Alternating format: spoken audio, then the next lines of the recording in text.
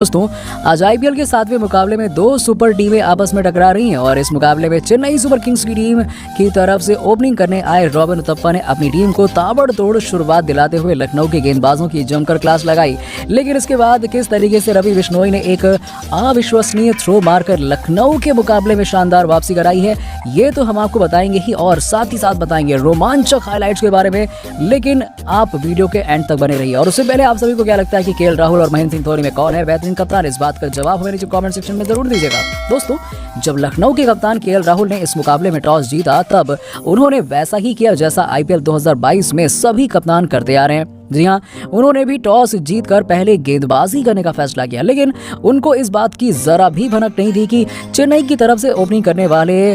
Robin Uthappa Lucknow के गेंदबाजों के साथ क्या करने वाले हैं। जी हाँ, बेहद ही रौद्र रूप अपनाकर रॉबिन उथप्पा ने चेन्नई को इस मुकाबले में ताबड़तोड़ शुरुआत दिलाई। दोस्तों, आपको बता दें कि लखनऊ की तरफ से पहला ओवर लेकर आए करोड़ीमल आवेश खान की पहली गेंद पर रॉबिन उथप्पा ने बेहतरीन चौका लगा दिया और इस मुकाबले में अपने इरादे जाहिर कर दिए। इसके बाद उन्होंने आवेश की दूसरी गेंद पर भी एक कमाल का शॉट खेलते हुए खूबसूरत कवर ड्राइव लगाया और अब उनकी शानदार बल्लेबाजी को देखते हुए ऐसा लग रहा था कि उस उथप्पा खतरनाक बल्लेबाजी नहीं बल्कि लखनऊ के गेंदबाजों के साथ खिलवाड़ करने आए हैं। आवेश खान की गेंदबाजी पर उन्होंने पहले ही ओवर में चेन्नई का स्कोर 14 रन पहुंचा दिया और इसके बाद जब दूसरा ओवर लेकर आए लखनऊ के बेहतरीन तेज गेंदबाज दुष्मंता चमीरा, तब उनकी एक शॉर्ट गेंद पर रॉबिन उथप्पा ने एक ऐसा शॉट खेला जिसे देखकर डगआउट में बैठे दुनिया के महान खिलाड़ियों में से एक महेंद्र सिंह धोनी की आंखें फटी की फटी रह गई।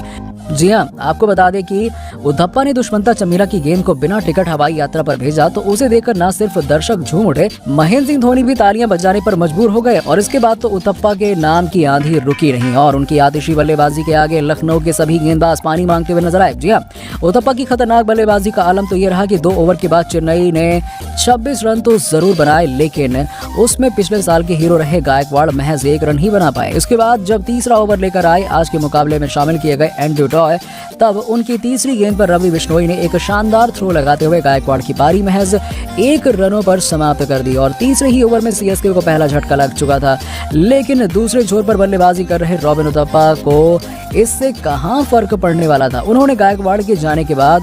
बल्लेबाजी करने आए चेन्नई के खतरनाक बल्लेबाज मोइन अली के साथ मिलकर चेन्नई की पारी को बुलेट ट्रेन की तरह दौड़ाना शुरू कर दिया। जी हाँ, चौथे ओवर की पहली गेंद पर करोड़ीमल गेंदबाज आवेश खान को बाउंड्री के पार पहुंचाया और इसके बाद मोइन अली ने उनकी चौथी गेंद पर एक शानदार छक्का लगाते हुए ये दर्शा दिया कि चेन्नई के बल्लेबाज आवेश खान के ऊपर जरा भी तरस नहीं खाने वाले और 4 ओवर में ही चेन्नई का स्कोर 39 रनों के पार पहुंच गया। और यदि दोस्तों आप ये समझ रहे हैं कि यहां से सीएसके संभल कर खेलना शुरू करेगी तो आप बिल्कुल गलत हैं। यहां से तो उथप्पा और मोइन अली और भी ज्यादा खतरनाक बल्लेबाजी करते हुए एंड्रयू टॉय के 5 ओवर में आतंक मचाते हुए 18 रन कूट डाले और इसके बाद 6वें ओवर में भी रॉबिन उथप्पा और मोइन अली ने मिलकर कुणाल पांड्या को भी अपना शिकार बनाया और इस ओवर में भी दोनों ही बल्लेबाजों ने